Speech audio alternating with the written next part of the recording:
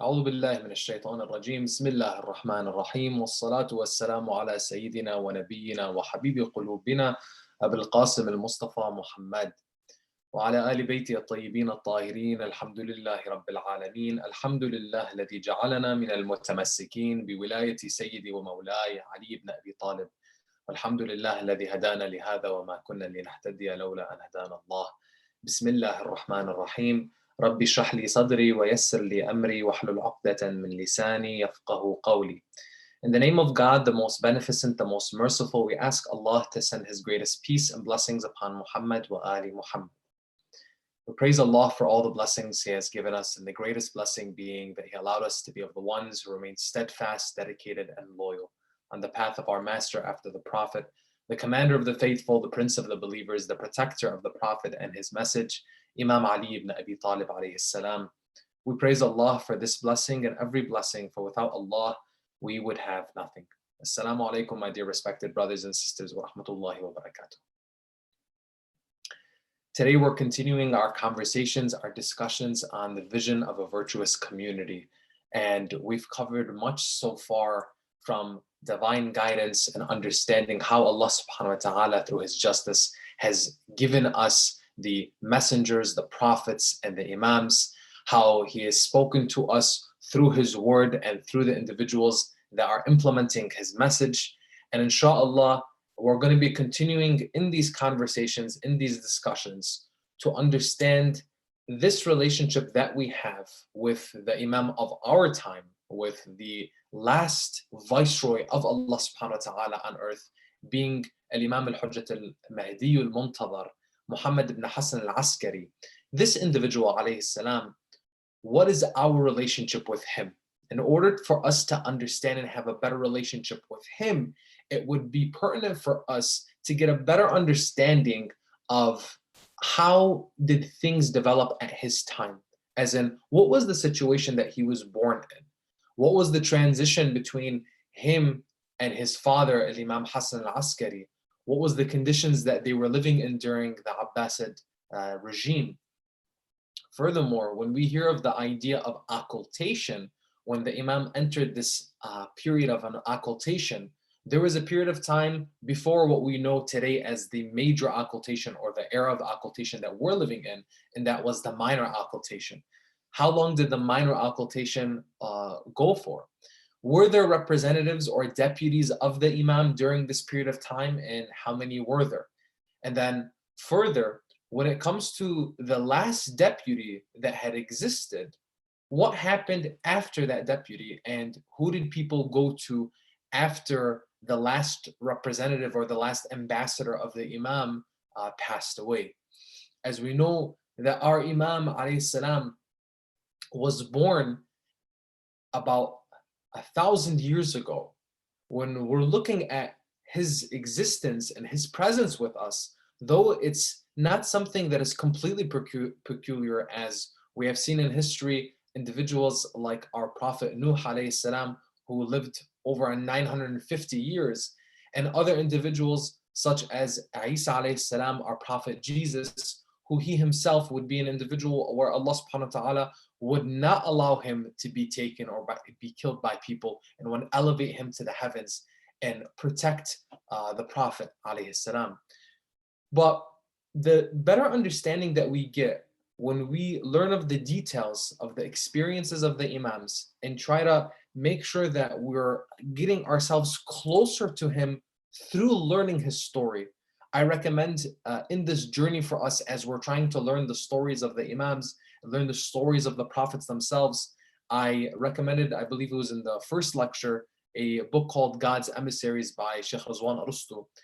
That's an excellent book as a reference to understand and learn more in depth of the lives of the prophets. And another book that I would recommend is The Progeny by Sayyid Ali al-Hakim. It's a book that goes into a highlight-based approach to the lives of the Imams of Ahlul Bayt alayhim salam. And though they're not pure biographies, what they do is they're looking at certain principles and values that made up who they were as individuals or were highlighted in their lives. It's a very beneficial read. And I encourage you throughout these lectures and throughout these talks, try to supplement them with additional research, supplement them with additional readings. And as we continue along, I may have more recommendations as we go, inshallah. Let's jump right into it. When it came to the situation that Imam al-Mahdi ta'ala farajah was living in, the situation and the circumstances of the time were extremely dire. Historically, when we look at the challenges that the Imams faced, they faced a number of dynasties. You had the Umayyad dynasty that would come through Muawiyah ibn Abi Sufyan and with Yazid and then their descendants. That would last for about 90 years. The Abbasid dynasty that would come at the lifetime of Imam Ja'far al-Sadiq alayhi salam, or sixth Imam, would be one that would last for hundreds of years after that. And for the most part, that was the dynasty that the Imams lived through. The Abbasid dynasty initially would come out as one that was taking vengeance against the Umayyads in the honor and the name of Ahlul Bayt alayhim salam. They themselves claiming to be from the Ahlul Bayt or relatives of the Holy Prophet sallallahu alaihi wasallam through the relationship through their forefather Al-Abbas, the Prophet's uncle. Now, when we're looking at the dynasty, you would be looking at a number of rulers that existed. For example, during the life of Imam Rida alayhi salam, the challenges that he faced with the Abbasid ruler of his time was different than Imam al-Askari. And throughout these periods of time, when you had these rulers being busied with troubles or challenges or conquests, whether they were external affairs that they were dealing with in their empire, or they were dealing with internal issues and strife that they faced from civic society, that would affect and impact the relationship that the Imams had with their followers. In a way that the more tension that came from the ruling authorities, the less ability that the followers of Ahlul Bayt alayhim salam had to go and move and flow with the Imams. Where at certain times that the Imams even practiced a taqiyya with their followers, where their followers would come to them, and in order to protect them from the authorities who had sent spies and people throughout the empire to observe the followers of Ahlul Bayt alayhim salam and to keep an eye on them, so that no kind of political movement was being made at the time.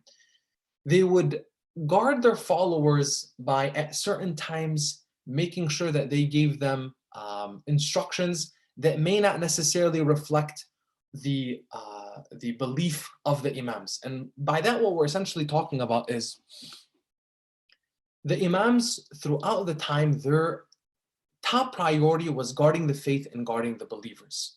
So depending on how stringent the ruling authorities were and the danger that was placed on their lives and the lives of their followers, they were very cognizant of the situation with the ruling authorities. So at times, instructions would be made to protect their followers so that those spies of the authorities would not pay them too much more attention, saying that, you know what, this person isn't necessarily a follower of the Ahlul Bayt.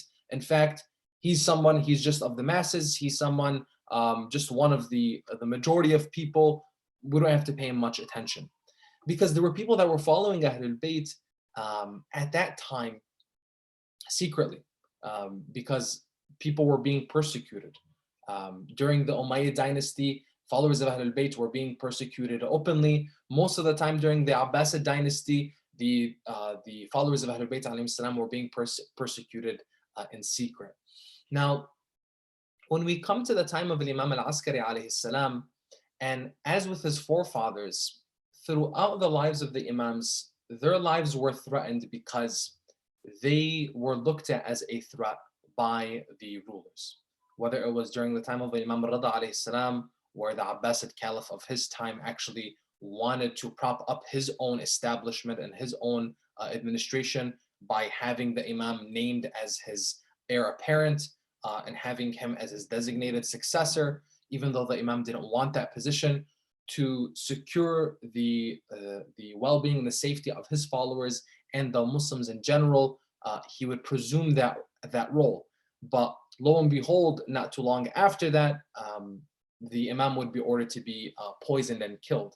And that was the condition that most of the Imams actually faced, was they all died by poison. And that poison was administered by the ruling authorities of the time. For what reason? They didn't want people to grow in number and following these individuals who Muslims just naturally gravitated towards them, not even necessarily by them preaching their word or them calling to people to follow them.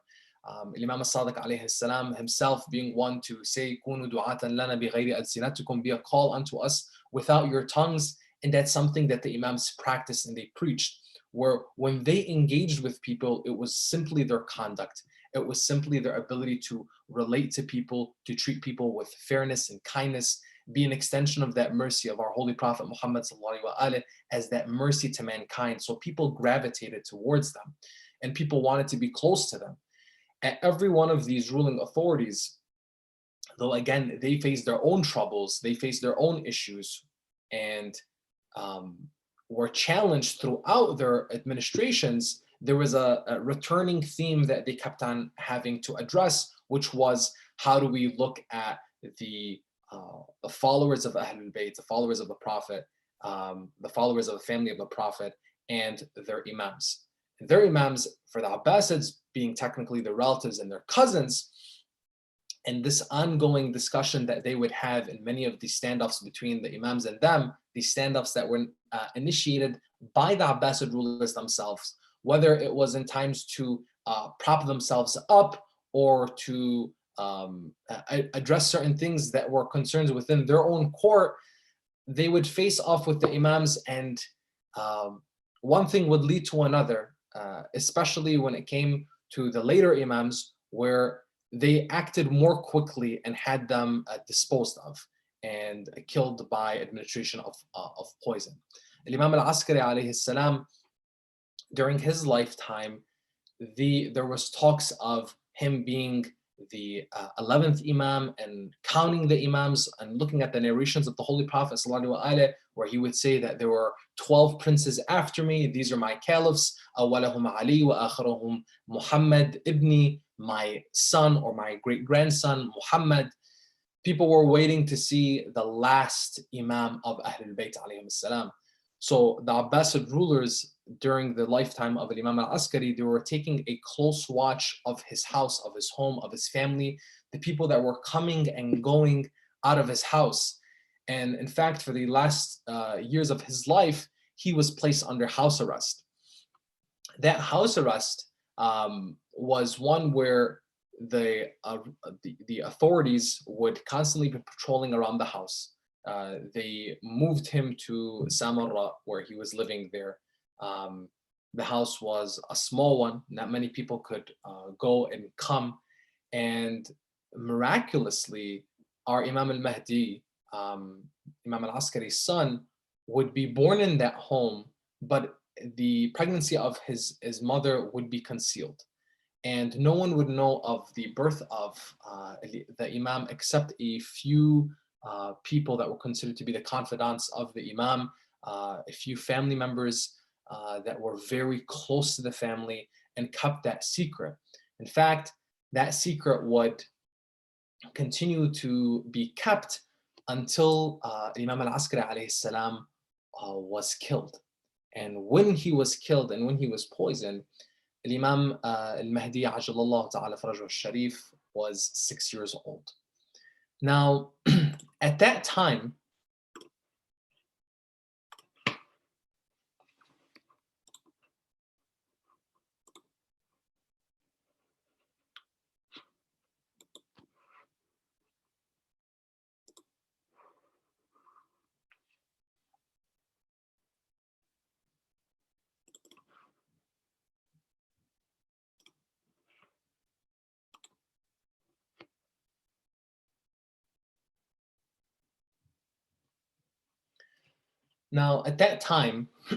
the Imam, like we said, when he was born, it was a secret that was kept by the family and by the individuals that were closest to the Imam. Some family members actually didn't even know that the Imam was born. For example, when Imam al-Askari alayhi salam was killed and he was poisoned, and his funeral took place. At his funeral, his brother would come forward, and he would be known as, later become to be known as Ja'far al-Kadhab, Ja'far the liar. And why? Was because he came at the funeral of the Imam and he proclaimed that he was the next Imam. Imam al-Mahdi, peace and blessing to be upon him, this young 6-year-old boy, would come to the forefront of the funeral and with his hand gesture to his uncle to move to the side and pray over his father. And this was a symbolic gesture that was done and is still done to this day, even with some of our grand scholars, where the person who is praying over the Imam is not prayed over except by another Imam. So Ja'far al-Kadhab, Imam Mahdi's uncle, who came forward and wanted to pray over the Imam and assume this role of, now I'm the leader of the people, now I'm the leader of the followers of Ahlul Bayt alayhim salam, that would not happen, because Imam al-Mahdi, even though he was a young boy, he would assume this role, and even though many people didn't even know that he actually existed. So Imam al-Mahdi would enter into the minor occultation immediately after this time.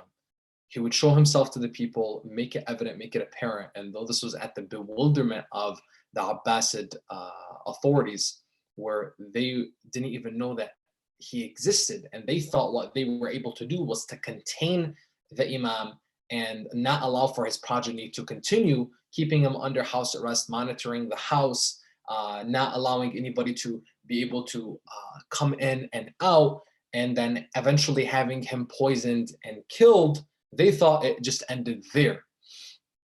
But again, Allah subhanahu wa ta'ala's will was manifested, and the Prophet sallallahu alaihi wasallam, in his saying that the princes after him and the khulafa after him, the people that are going to carry on this guardianship of the faith and the faithful, they're 12, and the last of them is Muhammad al-Mahdi.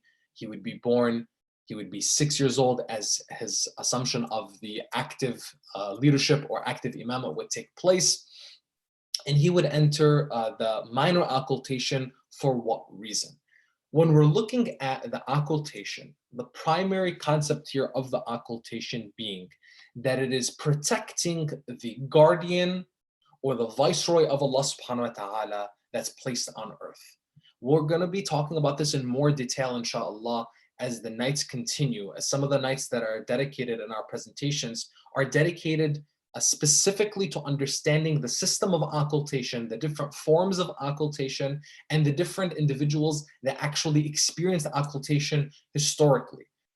Just as a sneak peek of that, Prophet Yusuf alayhi salam experienced an occultation. Prophet Moses alayhi salam experienced an occultation. Prophet Isa alayhi salam, Jesus, experienced an occultation. The tradition of occultation was one that was a mechanism by divine guidance, established for humanity, established for these viceroys of Allah subhanahu wa ta'ala on earth to protect them when the circumstances of their time were ones where people were using their free will to fight against the representatives of Allah subhanahu wa ta'ala. So take the example of Imam al-Mahdi, and at his time, where he was the last designated disciple of our Holy Prophet Muhammad sallallahu alaihi wasallam. The disciples of the Prophet being 12, he is the 12th. He had to be protected. He had to be preserved.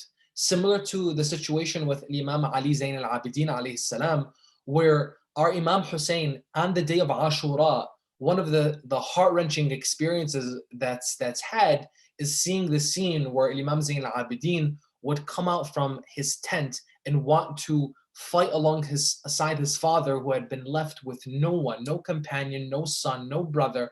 Al-Abbas is gone, Ali al-Akbar is gone, Al-Qasim is gone, all of the companions are gone, fallen, slain on the lands of Karbala. And Imam Zayn al-Abidin, this sick, ill, frail young man, is dragging his sword on the sand, walking with a cane, trying to come forward and protect his father. Imam Hussein alayhi salam would see this, call onto his sister Lady Zainab and tell her, "Oh Zainab, protect Zayn al-Abidin, take him back into the tent. If he is to enter the battlefield and be killed, then there will be no proof of Allah left on the face of this earth. And the hujjah of Allah must remain." The proof of God out of His justice and out of the system that God has established for us is one that it will continue to remain until the end of time, until the day of judgment. And our holy Imam, our 12th Imam, is that last viceroy, is that last disciple of the Prophet that assumes this role of manifesting God's justice as his proof upon the creation. So this Imam, at the age of 6 years old, his father was killed and the active imamate became in his domain. So the Imam alayhi salam in this position would enter into the minor occultation for the reason of protecting and preserving himself because of the authorities and the circumstances of the time wanted him killed at whatever cost. This was something that was observed and actually prepared for by the previous Imams. So Al-Imam al-Askari, Al-Imam al-Hadi, and Al-Imam al-Jawad, their role when you're looking at the movement of the Imams, experienced eras of preparing the believers in different ways. For example, with Imam Ali, Amir al-Mu'mineen alayhi salam, Al-Imam al-Hassan, Al-Imam al-Hussein, what they did was they formed a role of providing the foundations and protecting the foundations of the belief in our Holy Prophet Muhammad, in Islam, protecting the body of Islam, and giving the followers of Ahlul Bayt alayhi salam a very solid foundation in what it meant to be part of that wilayah, to be part of that allegiance, to associate with Ahlul Bayt alayhim salam and know Ali ibn Abi Talib, Amir al-Mu'mineen, not just as the individual, but as the thought, as al-haq, and being that truth that is differentiated from everything else. And that emphasis of that connection through him, as in that service to the Holy Prophet ﷺ, and ultimately submitting to Allah subhanahu wa ta'ala. That was his will. Al-Imam Ali, Al-Imam al-Hassan, Al-Imam al-Hussein, they created that foundation for the followers of Ahlul Bayt. From Imam Zayn al-Abidin unto Imam al-Baqir, unto Imam Ja'far al-Sadiq, and Imam al-Kadhim, and somewhat to an extent to Imam al-Rida, who he himself would be in a transitory phase, onto the later Imams. They would create a foundation for the jurisprudential identity of the followers of Ahlul Bayt alayhim salam, and clarifying what were the rules, the laws, and the practices that were established for the followers of Ahlul Bayt.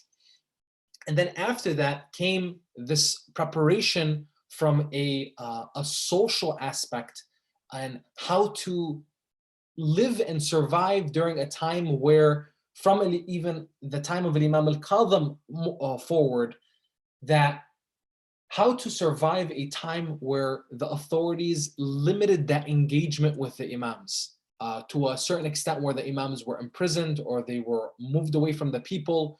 They were moved from place to place, from Medina to Kufa, from Kufa to Persia, from Persia back to Samarra, and other places throughout the empire. If we look at the movement of the Imams, it's essential to, again, see them like we established a few nights ago, looking at them horizontally, that they were part of the same project, the same mission, the same vision, and the same strategy. And depending on the circumstances of the time, they had to adapt and focus on certain aspects with their followers. Like we mentioned yesterday with Imam Zayn al-Abidin alayhi salam, the aspect of spirituality and spiritual rejuvenation taught through his psalms, his supplications, was a huge part of his legacy as an individual, as an imam, because of the spiritual death that was experienced by the people of the ummah after the tragedy, after the massacre of Karbala. Now, with our imam, he entered this minor occultation. And through this minor occultation, which we asked in the very beginning, how long did it last? And what was the relationship had between the Imam and his followers when they couldn't reach him? This occultation being not that the Imam was taken and placed in a place where he was not on earth, for example, like the occultation of Prophet Isa alayhi salam, but with his occultation, his identity was concealed from people. So people could reach him, but it was only those that were the closest to him that could actually reach him. Allah subhanahu wa ta'ala concealed him from people in order that he may be protected. So for 60 years, the Imam alayhi salam communicated to his followers through designated deputies or ambassadors. And these ambassadors, representatives of the Imam who had this direct relationship with the Imam, were four individuals who were companions of his father, Imam al-Askari. Some of these companions, like the first, Uthman ibn Sa'id al-Asadi, was already considered to be a deputy or representative of the Imam. Note here, when we're looking at these relationships, the deputies of the Imam, again, the Imams before them had already began emphasizing the relationships that they had with their companions that they trusted in their abilities, both in knowledge and trustworthiness and piety, etc., as being representatives of the faith, as being representatives of the Imams themselves to their followers. And Imam Ja'far al-Sadiq alayhi salam would praise and even at their death would cry over individuals like Zurara for being such a beautiful personality, and describing people like Zurara and Muhammad ibn Muslim as being the nearest and dearest people to him, both of those that were alive and that were dead. All the way from these Imams, there was this emphasis on these individuals that were scholars in their own right, companions of the Imam, trusted individuals who, even during the lifetime of Imam al-Baqir, Imam Sadiq, when people would come to them, they would ask them certain jurisprudential questions, for example, and the Imams would turn to their companions and tell these individuals that are asking, why didn't you go and ask my companion so-and-so when you had this question? As indicating to them that, listen, I'm entrusting in them in this capacity that they have as being my representative, as being one who can give you the religious laws because they represent me. So our Imam al-Mahdi, this idea of deputyship was not a new one. It was something that was prepared for in the vision of the Imams, knowing that this time of occultation would come, knowing that the last disciple of our Holy Prophet Muhammad, being our Imam al-Mahdi, would enter in this period of time where, to protect him, Allah subhanahu wa ta'ala would conceal his identity and only a few would be able to reach him. So these four deputies would come into play and be the ones who would represent the Imam with his followers. So when it came to the religious questions, the religious duties, paying their khums, seeking any kind of guidance when it came to their lives, they would go through these companions of Imam al-Askari, who would be the deputies of the Imam. And again, he would be at the age of 6 when the minor occultation would begin. And this minor occultation would last for over 60 years. The first deputy of the Imam being Uthman ibn Sa'id al-Asadi, he would be a deputy in his role until he would pass for about 7 years. Then his son, Abu Ja'far Muhammad ibn Uthman, would be the deputy for about 37 years. And he played a very consequential role for the length of time that he had in being the deputy of the Imam. After he would pass in 917 AD, Abu al-Qasim Hussein ibn Ruh would be the next deputy for the Imam, and he would be the deputy for about 20 years. Then finally, Abu al-Hasan Ali ibn Muhammad, he would be the last deputy and it would only last for about 3 years. In his role, though it was a short period of time, he would play the same role as the previous deputies. After the coming of his death, right before it, the Imam would let his followers know through the deputy himself that the door of deputyship, direct representation of the imam, would close when the fourth deputy would pass away. Now, when the fourth deputy passed away, it wasn't that the followers of Ahlul Bayt alayhim salam had no way of implementing their faith and staying connected to the imams. However, the direct representation of the imam, where he is designating himself publicly to the people and telling people, this is my deputy, that ended. That door was closed. But after that, the imam made it clear to his followers, how do you stay connected with me? How do you stay safeguarding your faith and understanding and knowing your responsibility before Allah subhanahu wa ta'ala and making sure that you're staying on our path? Again, this connection to Ahlul Bayt alayhim salam does not cease when the imam is in occultation. And to the contrary, it should be strengthened in the sense that we're longing for him more and we're not taking for granted his presence.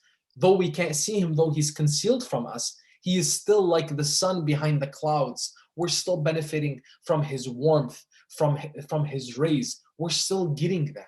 Now, the imam advised when it came to who would the people go after, who do they go to after the last deputy passed away. The imam himself would advise. He would say, وَأَمَّا الْحَوَادِثُ الْوَاقِعَةُ فَارْجِعُوا فِيهَا إِلَى رُوَاةِ حَدِيثِنَا فَإِنَّهُمْ حُجَّتِي عَلَيْكُمْ وَأَنَا حُجَّةُ اللَّهِ. And as for the current affairs, go back to the narrators of our traditions. They are my proof on you, and I am the proof of God. Now, this is a famously narrated hadith, one that is notably used in understanding the whole idea of representation of the imam, even in an indirect way when it comes to the system of taqleed, the system of following or emulating scholars, where the imam himself is giving us this guidance, saying, when it comes to the new matters that you're facing, the new issues, of course, certain things are clear cut when it comes to some of our obligations, but definitely there's certain things that come up on a normal basis in our lives, new challenges that we face. And the individuals that fill this role, according to the imam, he's giving us clear direction, is, listen, the narrators of our traditions. The narrators of our traditions are essentially the scholars. And the scholars, not just merely anybody who is studying or one who is on a scholarly path, but those are the individuals that are considered to be experts in the narration, experts in the jurisprudence, in the Islamic law, in understanding our furu' ad-din and what our obligations and practices and worship are, and worship and transaction. So this, by the way, is essential for us to understand when it comes to the system of marja'iyah, the system of taqleed, the system of the Hawza, the Islamic seminary, these institutions that were built, again, the foregrounds of them and the infrastructure of them were established from the times of the imam. So for example, and inshallah we're going to be discussing this in more detail in the coming nights, when it came to the institution of the Hawza itself, the Islamic seminary is not one that is a new institution. In actuality, it was one that was established way back at the time of Imam al-Baqir and Imam Ja'far al-Sadiq alayhi salam. Imam Ja'far al-Sadiq having had 4,000 plus students in Kufa alone in the seminary that he established. When we look at the tradition of the imams and seeing they from the very beginning established for us what we need to do and where we need to go to in order for us to preserve our faith.